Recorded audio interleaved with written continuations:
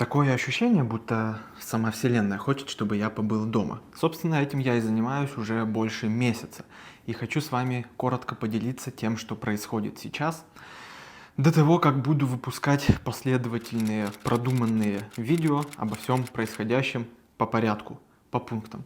А вы напишите в комментариях, как думаете, как относиться к подобным вещам. Более-менее позитивно, с такой позиции, что тебе Вселенная дает знак, что надо по каким-то причинам побыть дома.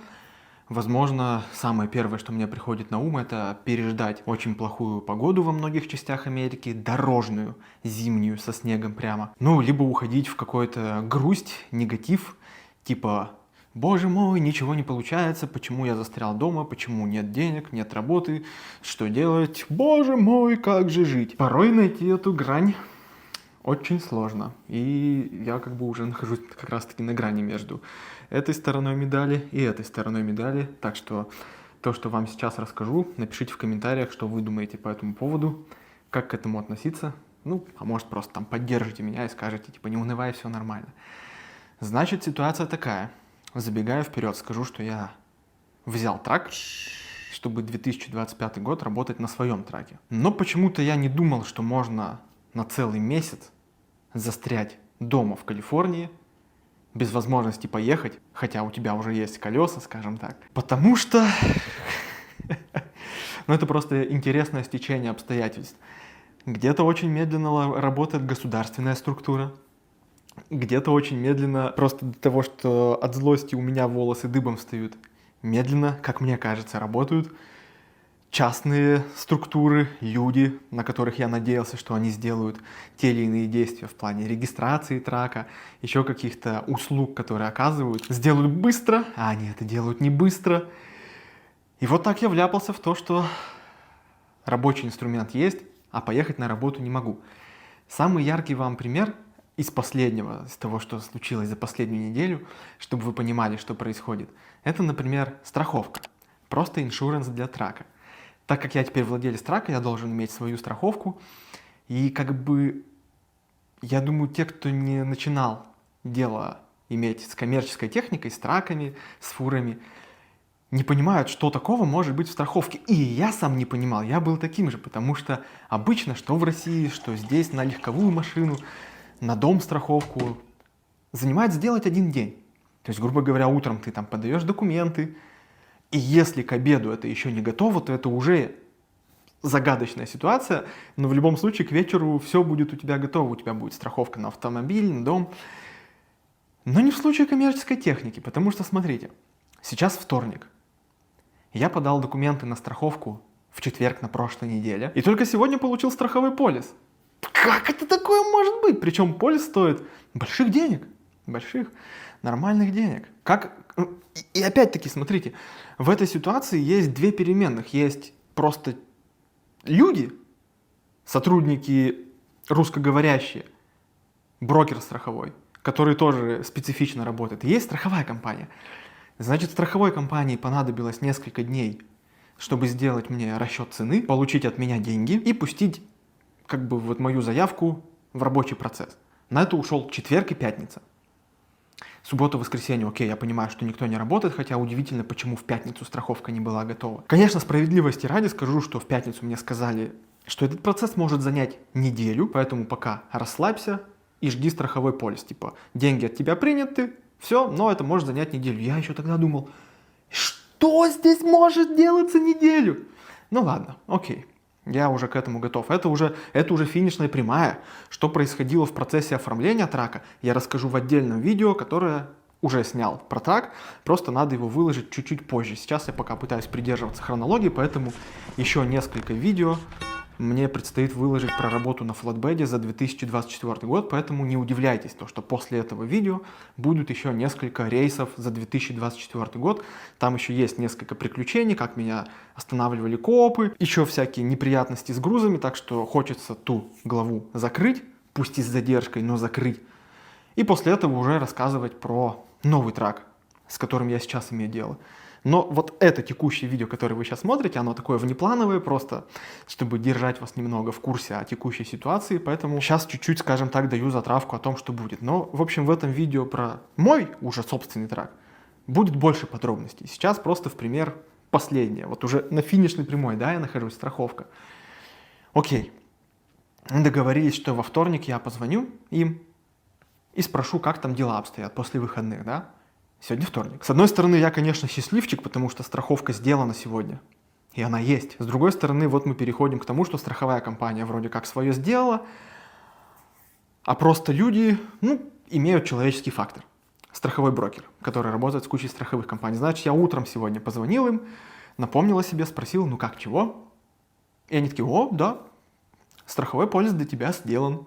Сейчас мы тебе его скинем. Я как себе представляю процесс работы, вот вам звонит человек, то есть я, да, из Калифорнии. Вы видите, что у него страховой полис готов, и тут же в процессе разговора или в конце разговора скидываете ему этот полис. У них заняло это дело несколько часов, чтобы просто скинуть полис. И вот с таким я сталкиваюсь просто на каждом шагу, в разной компании, где что-либо мне требуется сделать, я сталкиваюсь с тем, что люди как-то медленно делают свою работу. И я просто не понимаю, как это так может быть? Как можно 4 часа скидывать документ? У тебя есть документ для твоего клиента, ты за этого клиента получаешь деньги, комиссию, там еще как-то, я не знаю, но они точно получают зарплату за это. И вы 4 часа скидываете документ. И они в другом городе, то есть я не могу приехать в нашем же городе к ним в офис, стоять у них над душой и типа дайте мне бумажку.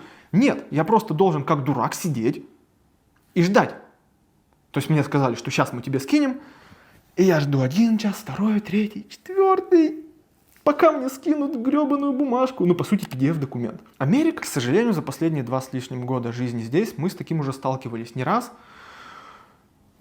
Да, можно сказать, что розовые очки по поводу Америки спали. И да, здесь очень много минусов. Удивительно, но здесь очень много минусов. Здесь такое ощущение, что намного больше, чем в России, людей, которые ленятся и делают работу просто медленно. Я не знаю, получают почасовку, при этом не имеют какого-то за собой строгого контроля, и поэтому как-то делают все медленно. Я не знаю, с чем это связано, я не знаю, как это у них происходит. Но они делают это медленно. То, что очевидно можно взять и сделать, они делают это несколько часов. Что-то они делают неделю, что-то делают 2 недели, что-то делают несколько дней, но то, что можно было откровенно сделать за час. И я не понимаю. И вот с этим приходится как-то жить. И вот так одна задача за другой, за третьей, за 4. И вот конец января. Я сижу дома с конца декабря и не могу поехать. Да что ты будешь делать? Не знаю. И самое обидное, что деньги заканчиваются. То есть я не рассчитывал вообще на такой вариант. Я думал, в худшем случае я побуду здесь 2 недели. 10 дней, 14 дней, окей. Месяц. Я, конечно, такого предположить не мог, поэтому если вы будете идти примерно по моим стопам и смотрите это видео, то знаете, что если вам надо купить трак и начать на нем ездить, будьте готовы посидеть месяцок дома. Так что, наверное, единственная главная ошибка, которую я допустил в этой ситуации, ушел из прошлой компании, пока мой трак, откровенно говоря, по всем документам, по всем параметрам точно не готов поехать в рейс. Потому что, по идее, я бы сейчас мог уже съездить и еще в 1 рейс в прошлой компании, в Чикагской, вернуться домой с деньгами. Да, трак бы стоял, но его процесс оформления бы шел, регистрации, страховок и тому подобное. Короче, даже не знаю, опять же, с другой стороны, есть некоторые вещи, которые мне надо было делать с ним, то есть, например, ездить на смог-чек. Да, в Калифорнии ввели смог-чек для траков, как для легковых автомобилей. И про это тоже надо отдельно поговорить, точно не здесь, а то я сейчас еще на 10 минут заболтаюсь про то, что я об этом думаю. Короче, да, друзья, это очень интересно. Я не то чтобы унываю, я не то чтобы вам жалуюсь, хотя, конечно, словам поддержки в комментариях буду рад, но, просто, знаете, наверное, вот иногда хочется с кем-то поговорить, с другом, с психологом. Вот мне иногда хочется поговорить с камерой, да, Panasonic? Хорошо тебе меня слушать. Ладно, друзья, успех неизбежен, 100% все будет хорошо. Видите, я даже в непривычной позе нахожусь, закрываюсь, потому что хочется закрыться от этой ситуации, хочется уже иметь какое-то четкое понимание, когда я поеду. Потому что, например, сейчас уже начинается у меня аренда трейлера, я подписал договор аренды трейлера, но я не могу еще поехать, то есть мне уже надо за страховку платить, налоги в Калифорнию платить, куча за что заплатить, за аренду трейлера платить. А ехать я не могу. И когда поеду, точную дату сказать не могут. Ой, да, друзья. Ну ничего, ладно, еще раз повторюсь, что успех неизбежен. Скоро точно поедем, благо есть кредитные карты, на которые сейчас живем, покупаем продукты и тому подобное. Друзья поддерживают, кто-то там взаймы дает. Ну, понятно, что сейчас все наладится. Просто пока вот такой немного тяжелый этапчик.